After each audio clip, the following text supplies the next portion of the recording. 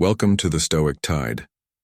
I walked up to my first woman with a clipboard and sweaty palms, knowing this experiment would either give me the answers I desperately needed or get me slapped in the face. "Excuse me, can I ask you an anonymous question for a research project?" She nodded. "What's the number one thing that makes you genuinely turned on by a guy?" Her answer made me rethink everything I thought I knew about women. But 6 months and 500 brutally honest conversations later, I had data that completely destroys every piece of dating advice you've ever heard. The number one response wasn't confidence, looks, money, or being mysterious. It was something so simple that most guys accidentally do the exact opposite every single day. But here's what really messed with my head. Every dating coach online is teaching you to kill this thing without even knowing it. By the end of this video, you'll know exactly what makes women's minds go to places they don't talk about in polite conversation. Think about the last time you were talking to a woman you wanted. I'm willing to bet you made one specific mistake that killed any sexual tension before it could build. Drop a comment if you think you know what it is. This research started after the most humiliating rejection of my life. I was at a house party talking to Jessica for over an hour. She was laughing, touching my arm, giving me all the green lights. So I asked for her number. "You seem really sweet," she said, "but I'm just not feeling that spark, you know." Sweet? I'd spent 2 hours being charming, funny, and interesting, and she saw me as sweet. That night I realized I had no idea what actually turned women on. I was guessing, copying movies, following advice from guys who were probably just as clueless. So I went straight to the source. The first 50 women gave me predictable answers: confidence, humor, ambition. But around survey 60, something shifted. Women started describing feelings and moments rather than qualities and characteristics. According to Dr. Helen Fish's research on attraction, there's a specific brain state that triggers sexual desire in women. When this gets activated, women describe feeling hit by lightning or completely consumed by thoughts of you. But most dating advice actually prevents this state from forming. All those techniques about being mysterious, playing hard to get, showing value, they create performance anxiety, not sexual tension. I discovered this during survey number 127 with a woman named Rachel, and it changed everything. He made me feel like I was the only person in the room. But not because he was trying to impress me, because he genuinely didn't care about anyone else. That phrase unlocked something huge. It wasn't about confidence or alpha behavior.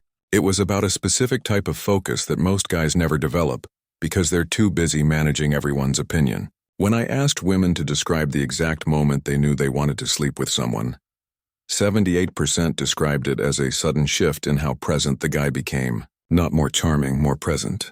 But listen, presence isn't eye contact or deeper questions.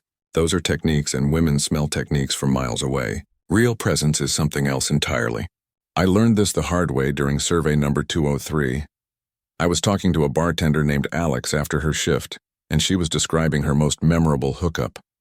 He wasn't even good looking, but when he looked at me, it felt like he could see straight through me in a way that made me want to show him more. Sexual attraction isn't about what you show her. It's about creating space where she wants to reveal herself to you. The guys who are naturally good with women are doing fewer things but with a specific quality of attention that creates what one woman described as gravitational pull. I started noticing this pattern everywhere. Certain guys could walk into rooms and women would just move toward them.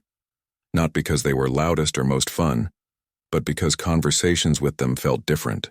But if you want your entire life to feel different, kindly subscribe to the channel. It's your only way of saying thank you.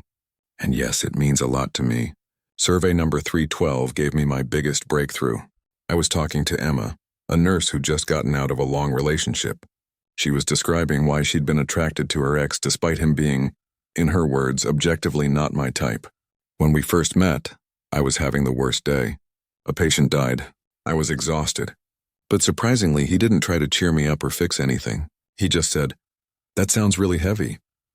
Then got quiet and let me feel what I was feeling. She paused. Most guys would have tried to distract me or make jokes, but he just held space for me to be human.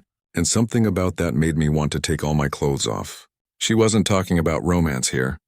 This was raw sexual desire triggered by something that had nothing to do with pickup techniques. Most guys approach attraction backwards. They think sexual tension comes from creating excitement, building energy. But my research showed it actually comes from creating safety. The safety to be completely real without judgment. But you can't create this safety by trying to be accepting. Trying means you're still performing. Women sense performance and it kills the effect. The real breakthrough came during survey number 387. I was talking to Sarah, a marketing executive, about her most memorable sexual encounter. She described meeting a guy at a wedding who seemed completely indifferent to impressing anyone. Everyone else was networking or showing off, but he was just existing, comfortable taking up space without needing to prove anything. When he talked to me, it wasn't to get somewhere. He was genuinely curious about something I'd said. She got quiet. I've never wanted someone that badly, that quickly, like he gave me permission to want him by not needing me to. This made me realize that sexual attraction isn't created by need or pursuit. It's created by the absence of those things, by self-containment that most guys never develop because they're too busy trying to get something from women. Think about your own experience for a second. When was the last time you had a conversation with a woman where you genuinely weren't trying to get anywhere? Where you weren't managing her impression or calculating your next move? Women sense when you're in trying to win mode. It triggers their guard, not their desire. It's like chasing a cat. The harder you try, the further it runs. But you can't fake self-containment.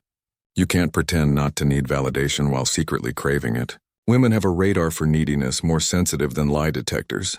But my final survey, number 500, with Maya at an art gallery, I thought I had it figured out. I'd show perfect non-neediness. Be mysterious.